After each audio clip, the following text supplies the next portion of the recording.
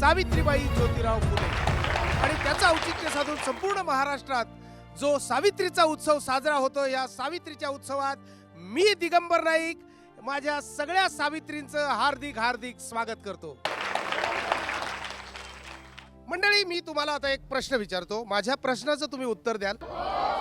म्हणजे समजा रस्त्यात दोन माणसं भांडत असतील तर आपण काय करतो? आपण बघत बसतो आणि आपण कॅमेरामध्ये किंवा फोनच्या कॅमेरामध्ये ते शूट करतो. जसं काय दुसऱ्या दिवशी जज आपल्यालाच कोर्टामध्ये बोलवणार आहे. आता आपल्या ह्या महाराष्ट्रामध्ये, भारतामध्ये काही थोर व्यक्तिमत्व होऊन गेली. या मोठ्या मोठ्या लोकांचा मोठेपणा हाच आहे की जिथे अन्याय दिसेल तिथे जायचं. ज्याच्याकडून अन्याय होत असेल किंवा ज्याच्यावर अन्याय होत असेल या दोघांनाही समजवायचं आणि जेणेकरून तो अन्याय कधीच होणार नाही याच्यासाठी प्रयत्न करायचा. असे सातत्याने ज्या लोकांनी प्रयत्न केले आणि समाज सुधारण्यासाठी प्रयत्न केले तेच लोक आयुष्यात मोठे झाले. तुम्ही कदाचित डॉक्टर होण्याचं स्वप्न बघितलं असेल. तुमच्या आईने, म्हणजे तुमच्या आधीची पिढी झाली ना, तिने कदाचित पदवीधर होण्याचं स्वप्न बघितलं असेल. तुमच्या आजीने मॅट्रिक होण्याचं स्वप्न बघितलं असेल. तुमच्या पणजीने कदाचित 7वी पर्यंत शिकले तरी खूप झालं असं स्वप्न बघितलं असेल. पण तुमच्या खापरपणजीने, तिने तर बिचारीने मला ह्या घराच्या बाहेर पाऊल टाकायला मिळालं तरी खूप झालं हेच स्वप्न बघितलं असेल. काय त्यावेळची परिस्थिती होती हो. म्हणजे बायकांना, स्त्रियांना, मुलींना उंबरठा ओलांडताना सुद्धा आपल्या घरातल्या पुरुष मंडळीची परमिशन घ्यायला लागायची, परवानगी घ्यायला लागायची. आणि या सगळ्यातून सगळ्या स्त्रियांना बाहेर काढून सक्षम बनवण्यासाठी एका स्त्रीने जन्म घेतला. डोक्यावरती आडवं कुंकू लावणाऱ्या एका स्त्रीने उभ्या महाराष्ट्राला सरळ केलं आणि तिचं नाव आहे सावित्रीबाई ज्योतिराव फुले. इथे काही खेळ होणार आहेत. बघा, तुमच्या हातामध्ये हे कप आहेत. हे असे डोक्यावर घ्यायचे, म्हणजे हात लावायचा नाही. दोन्ही हात मागे, डोक्यावर कप आणि दोन्ही हात असे मागे धरून तुम्हाला चालायचंय. समजा कप पडला तर तो उचलायचा आणि परत जिथून गेम सुरू होतोय, खेळ सुरू होतोय, तिथे येऊन परत चालायचंय. आता 10 सावित्री उभ्या आहेत, त्याच्यातनं 3 सावित्री जिंकणार आहेत. लईच घाई झाली मला. 1 2 3.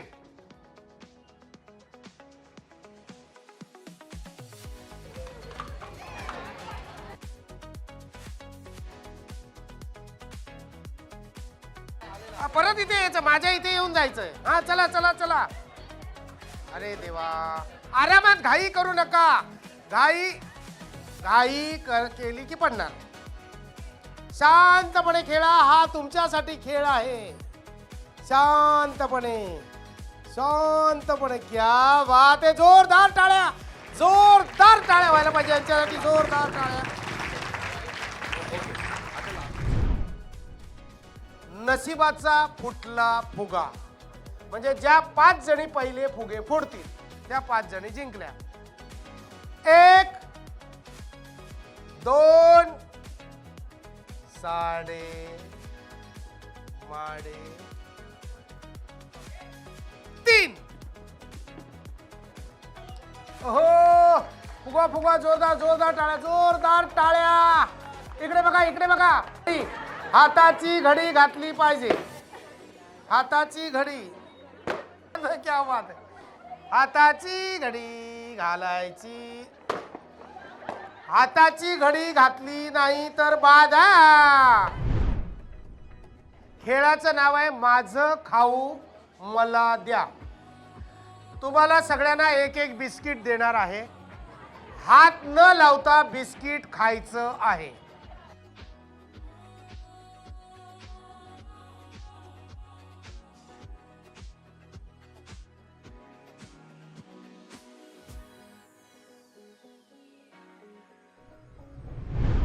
तटीचा असा फायनल राऊंड झाला. फायनल गेम एकदम जबरदस्त झाला आणि त्याच्यामध्ये उपविजेता आहेत शीतलताई. शीतल या सावित्रीला मिळतंय आमच्याकडून हे छोटंसं गिफ्ट. विजेते आहेत ज्योतिताई तटाने आणि त्यांना मिळतंय आमच्याकडून हे सावित्रीचं लुगडं एक प्रतीक म्हणून. मी मनीषाताईंना विनंती करतो की त्यांनी हे त्यांचं बक्षीस त्यांना द्या. कसं वाटतंय? खूप छान वाटतंय. वाटलं नव्हतं इथपर्यंत येईन मी असं. आणि हे बक्षीस देताना मनीषाताई तुम्हाला कसं वाटतं? मला खूप छान वाटलं का हा कार्यक्रम तुम्ही आमच्या सिन्नरमध्ये येऊन केला, त्याबद्दल पहिले तुमचे सर्वांचे, तुमच्या टीमचे आभार. मंडळी, सावित्रीबाईंनी फक्त शिक्षणाचा वसा घेतला असंच नाही, समाजासाठी सुद्धा त्यांचं फार मोठं योगदान आहे. तुम्हाला सगळ्यांना आठवत असेल, आपल्याकडे कोविड आलं होतं. कोविड प्रचंड मोठी महामारी होती. तशीच एक महामारी आली होती ज्याचं नाव होतं प्लेग. म्हणजे माणसाच्या काखेमध्ये, अंगावरती गाठी यायच्या आणि मग तो माणूस मरायचा. अशा वेळेला लोक घाबरून डॉक्टरकडे तपासणीसाठी सुद्धा जायचे नाहीत. आणि त्यातच रँड नावाच्या एका इंग्रज अधिकाऱ्याने याचा फायदा घेऊन लोकांचे खूप हाल केले, कारण तेव्हा इंग्रजांचं आपल्यावरती राज्य होतं. अशातच सावित्रीबाई पुढे सरसावल्या. त्या म्हणाल्या की तुम्ही तुमची तपासणी करून घ्या. जेवढे जमतील तेवढे पेशंट त्यांनी वाचवले. त्यांनी इतकं काम केलं ना प्लेगमध्ये की शेवटी सावित्रीबाईंचा अंत सुद्धा प्लेग ह्या रोगाने झाला. म्हणजे बघा ना, स्वतःच्या जीवाचं बलिदान दुसऱ्यासाठी देणाऱ्या, मला वाटतं ह्या एकमेव असतील ज्यांचं नाव आहे सावित्रीबाई ज्योतिराव फुले. आणि म्हणूनच आपण त्यांना ज्ञानज्योती, क्रांतीज्योती असं म्हणतो. मंडळी, एक छोटीशी कविता सादर करतो. घेऊन एकच ध्यास केला विकास समाजाचा, हाती घेतली पाटी शिकवले कोटी या आईने, शिक्षणाचा बांधुनी मांडव जोडले बांधव या बहिणीने, हाती घेऊन मशाल क्रांती ज्योत ही पेटवून, झाली धन्य सावित्रीबाई, झाली धन्य सावित्रीबाई. ज्या पद्धतीने सावित्रीबाई फुले यांनी शिक्षणासाठी जो काही आटापिटा केला आहे, जे काही प्रयत्न केले आहे आणि आपल्या आजच्या या महिलांना पुढे आणण्याचा त्याच्यामुळे खूप प्रयत्न झाला आहे, त्यांनी केला आहे. अगदी त्याच पद्धतीने जसा की शिक्षण कुठलेही असो, क्षेत्र कुठेही असो, तिथे आपल्याला कष्ट केल्याशिवाय पर्याय नसतो. मी एक खेड्यागावातून माझा जन्म झालेला. माझे आईवडील एक विडी कामगार होते. मला खेळाची आवड होती, मला शिक्षण करायचं होतं, पण आईवडिलांनी माझं 10वीत असताना लग्न केलं. आणि एक खेळाडू होती, त्यामुळे मला एक घरी बसून राहत नव्हतं. माझं एक रक्त असं सळसळत होतं, मी काहीतरी केलं पाहिजे. मिस्टर ज्या कंपनीत होते तिथे एक प्रोग्राम होता, म्हणून आम्ही त्या प्रोग्रामला गेलो. तर मी बघितलं ते मटेरियल लेडीज वगैरे करतात. तर त्यांच्या साहेबांना मी म्हटलं मला साहेबांसंग बोलायचं आहे सर, मला फक्त 5 मिनटं. म्हणून ते म्हणे या ताई. मग त्यांना म्हटलं तुम्ही आम्हाला वर्किंग जॉब देऊ शकता का तुम्ही याचा? तर ते बोलले मॅडम आम्ही तर देत नाही, पण तुम्ही जर त्याची काळजी घेणार असाल तर नक्की आम्ही तुम्हाला देऊ. मी म्हटलं नक्की. तर मिस्टर आणि ते त्यावेळेस माझे धीर होते, मिस्टर होते. तर ते काय करायचे, सायकलवरती बॅगांमध्ये ते मटेरियल आणणार, मी घरी बसून काही 10 महिला 15 महिला अशा यांना थोडं थोडं. आणि त्यावेळेस दिवसभर जर काम केलं ना तर 2 रुपयाचं काम व्हायचं हो. त्या 2 रुपयासाठी आम्ही महिला दिवसभर रखडत असायचो. तेच करता करता थोडं थोडं करता करता मी 5 ते 6 महिला, 7 ते महिला. मग असं करता करता मिस्टरांना म्हटलं आपण का नाही एक मशीन बनवू, एक छोटीशी मशीन बनवू आणि त्याला आपण त्या महिलांकडनं मी मशीनवरती काम करू. पण लाईटचा प्रॉब्लेम. तर एक आम्ही छोटासा गाळा भाड्याने बघितला, तिथे एक हे केलं. त्या कंपनीचं मटेरियल आम्ही बनवता बनवता आम्हाला पार्लेजी, आपले जे बिस्किट वगैरे आहेत, पार्लेजीचा जॉब भेटला. त्या जॉबमध्ये आम्ही इतकं काही सक्सेसफुल झालो ना, माझ्याकडे आज ते 500 ते 600 वर्कर्स माझ्याकडे काम करतात. माझ्याकडे 300 ते 350 महिला माझ्याकडे रोजगार आहे. आज आम्ही एक 50 रुपयासाठी 100 रुपयासाठी रडणारी माणसं, आज आम्ही 20 ते 25 कोटीचा महिन्याला बिझनेस करू शकतो. खरंच याचा आम्हाला अभिमान वाटतो. आणि मी आज मुसळगाव MIDCमध्ये 5 वर्ष मी व्हाईस चेअरमन पदावरती सुद्धा कार्यरत राहिले. मला आजपर्यंत यशस्वी उद्योजिका म्हणून मला 20 ते 25 वेळेस पुरस्कारही भेटले. तसंच माझ्याबरोबर मी आज माझे भाचन ते तर उभे केलेच, पण मला असं वाटतं माझ्याबरोबर अजूनही महिला उद्योग क्षेत्रात उभ्या राहिल्या पाहिजे. आणि त्याच्यासाठी सदैव मी नक्की उभी राहणार. कुणीही महिलांना अक्षरशः मदत लागली तर मी नक्की त्यांना हेल्प करण्यासाठी हे करीन. जसं सावित्रीबाई फुले यांनी आपल्या महिलांसाठी हे केलं ना, तसंच मलाही वाटतं मीही महिलांसाठी खूप छान काम केलं पाहिजे. उद्योग क्षेत्रामध्ये महिला कशा जास्तीत जास्त राहतील त्याबद्दल मला खरंच वाटतं मी हे होऊन जाईन. खरं तर प्रत्येक स्त्रीमध्ये सावित्रीबाई ही असतेच असते. त्याचं कारण सांगते. प्रत्येक स्त्रीची एकच टॅगलाईन असते, ती म्हणजे संघर्ष. संघर्ष असा की जेव्हा सर्वांना परिचितच आहे, सावित्रीबाई फुले जेव्हा त्यांना असं वाटलं की आपण मुलींना शिकवावं, समाजामध्ये काहीतरी नवीन क्रांती घेऊन यावी, त्यावेळेस बऱ्याच लोकांनी त्यांच्यावर दगड, माती, शेण याचा वारा केला आणि हा संघर्ष सहन करत करतच सगळ्या टीकाटिप्पणीला सामोरं जात त्यांनी एक नवीन क्रांती घडवली आणि त्या क्रांतीमुळेच आज प्रत्येक महिला सक्षम आहे, निर्भीड आहे आणि स्वावलंबी आहे. आम्ही international book of world record आणि गिनीज बुक ऑफ वर्ल्ड रेकॉर्डमध्ये आम्ही आमचं नाव आणि भारताचं नाव नोंदवलं आहे. आम्ही दिल्ली लाल किल्ल्यापासून ते मुंबई गेट ऑफ इंडियापर्यंत धावप्रवास केला आहे. हा धावप्रवास 1500 किलोमीटरचा होता. आम्ही 14 दिवस 15 तास ह्या एवढ्या तासात केला आहे. आई वडिलांचा जसा सपोर्ट होता तसाच सासरमध्ये महात्मा फुले आणि सावित्रीबाई फुले यांचा वारसा असलेल्या कुटुंबातच मी आले. खरं माझे सासू सासरे हे एक शैक्षणिक संस्था सावित्रीबाई पवार शाळा ही चालवतात. 1ली ते 10वी पर्यंत ही शाळा आहे आणि त्या माध्यमातून ते सावित्रीबाईंचा वारसा हे पुढे घेऊन जात आहे आणि त्याचा मला अभिमान आहे. 1 मे 2020 रोजी अवघं माझी 6 महिन्यांची सर्व्हिस ही झालेली होती आणि अशा कमी सर्व्हिसमध्येच मला वैद्यकीय अधीक्षक पदाची मोठी जबाबदारी मिळाली आणि अचानकच मला या दिवशी सिव्हिल सर्जन सरांकडून एक फोन आला की 26 कोरोनाचे रुग्ण हे तुम्हाला सिन्नर ग्रामीण रुग्णालयामध्ये ॲडमिट करायचे आहेत. ह्या महामारीमध्ये इतर लोक घाबरून जात होते, परंतु आपल्या रुग्णालयाची एक इन्चार्ज म्हणून आपण काम पाहतोय तर आपलं दुःख बाजूला ठेवून आपण इतरांसाठी काम करायचं हा एक ध्यास मनामध्ये होता. आणि माझ्या आयुष्यातील सावित्री मला येथे सर्वांसमोर सांगायचं आहे की एक नाही तर माझ्या आयुष्यात 2 सावित्री आहेत. एक म्हणजे माझी आई जिचं जेमतेम 7वी पर्यंत शिक्षण झालेलं आहे आणि दुसरी म्हणजे आई इतकंच माझी सासूबाई श्रीमती लता पवार. आणि आधी जसं मी सांगितलं की सावित्रीबाई फुले आणि ज्योतिबा फुले यांच्या कार्याचा वारसा त्या घेऊन जात आहे. मी एक क्रिकेट प्लेयर आहे आणि मी आपल्या लास्ट इयर वेलोसिटीकडनं IPLही खेळले आणि तसेच मुंबई इंडियन्सची नेट बॉलरही होते आणि मी इंडियासाठी बेस्ट 35मध्ये होते जेव्हा आपला ऑस्ट्रेलियाचा वर्ल्ड कप होता तेव्हा. आणि माझ्या लाईफमध्ये स्ट्रगल सांगायचं म्हटलं तर एक सीन मला अजूनही आठवतो जेव्हा माझी पूर्ण क्रिकेटची टीम मॅच बघायला गेली होती मुंबईला वानखेडे स्टेडियमवर आणि मलाही जायचं होतं, परंतु माझ्याकडे पैसे नव्हते आणि आमचं कसं असायचं की पप्पांचं पेमेंट जेव्हा होईल तेव्हा पैसे येतील आणि त्यानंतर महिना चालेल अशा पद्धतीने असायचं. आणि गॉड्स प्लॅन बघा काय होते तर त्या स्टेडियमवर जिथे त्या मुली मॅच बघायला गेले होत्या अक्षरशः मी तिथे जाऊन मॅच खेळून आले स्वतः आणि तिथे मी ऑल इंडिया हायस्ट विकेट टेकरही झाले त्या सीझनला. बरेचशा मुली ज्या माझ्यासोबत खेळत होत्या त्यांचं क्रिकेट बंद झालं कारण की त्यांच्या घरच्यांनी सपोर्ट नाही केला.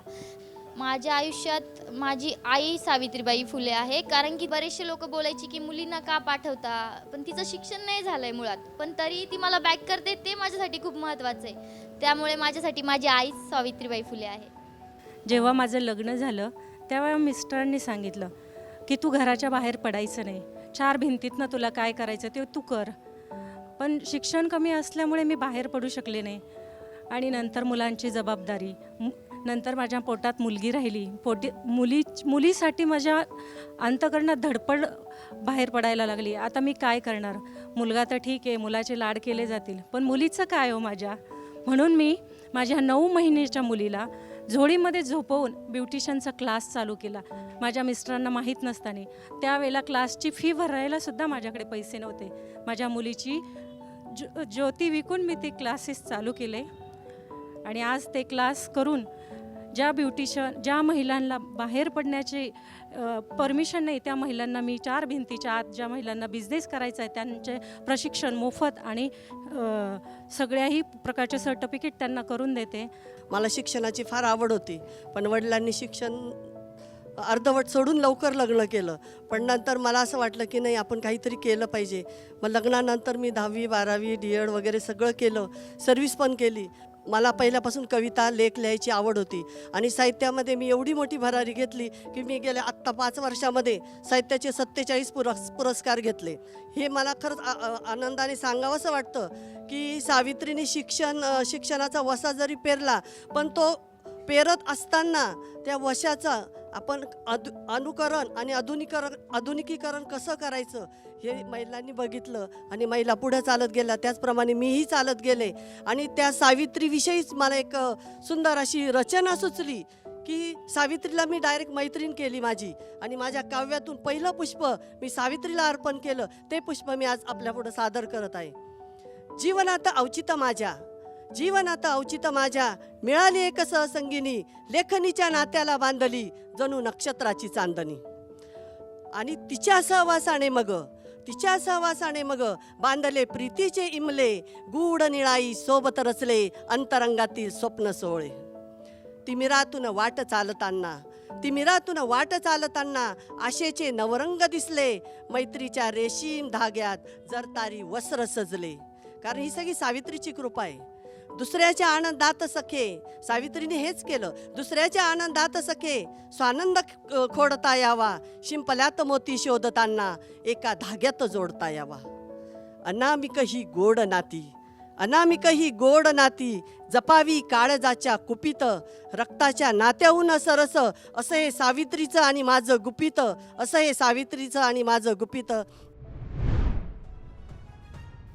चला तर मंडळी, तुमच्या सगळ्यांच्या साक्षीने सावित्रीचा उत्सव या कार्यक्रमात आपण करूया सावित्रींचा सन्मान. आणि याच्यापैकीच पहिली सावित्री आहे ती म्हणजे मीनाक्षीताई. मी मनीषाताईंना विनंती करतो इथे की हे सावित्रीचं लुगडं प्रतीक म्हणून देऊन त्यांचा सन्मान करावा. जोरदार टाळ्या वाजवा, सावित्रीचा सन्मान होतोय. आता पुढचा सन्मान जातोय डॉक्टर निर्मला पवार, ज्यांना सिन्नरमध्ये कोरोना योद्धा असंही म्हणतात, की अशा महामारीच्या काळात प्रचंड काम केलेलं आहे. त्यामुळे मी मनीषाताईंच्या सासूबाई यांना विनंती करतो की त्यांनी डॉक्टर निर्मला पवार यांचा सन्मान करावा. जोरदार टाळ्या होऊन जाऊ दे. मैदानावरती चौकार आणि षटकार मारणाऱ्या मायाताई सोनवणे यांना विनंती करतो. या सावित्रीचा सत्कार करतायत आमच्या छायाताई आणि रोहिणीताई. यांना कदाचित असं कळलं असेल की सावित्रीचा उत्सव हा आपल्या सिन्नरमध्ये होतोय, त्यामुळे दिल्लीवरून मुंबई मार्गे डायरेक्ट धावत 1400 किलोमीटर आपल्या सिन्नरपर्यंत पोहोचलेले आहेत. यांच्यासाठी जोरदार टाळ्या वाजवा. मी मनीषाताई आणि विठ्ठलराजेंना विनंती करतो की त्यांचा सन्मान करा. जय जय ज्योती जय जय क्रांती करुणी भ्रमंती, केशवपणाला करुणी बंदी, सुराज्याची केली नांदी, पुनर्विवाहाला देऊनी संधीर हो जीजी, पुनर्विवाहाला देऊनी संधीर हो जीजी. शिवरायांचा घेऊन आदर्श करुणी संघर्ष, श्री शिक्षणाचा केला जागर, जाहले ज्ञानरूपी सागर, साक्षरतेचा होणी पाझर हो जीजी, साक्षरतेचा होणी पाझर हो जीर जीर जी.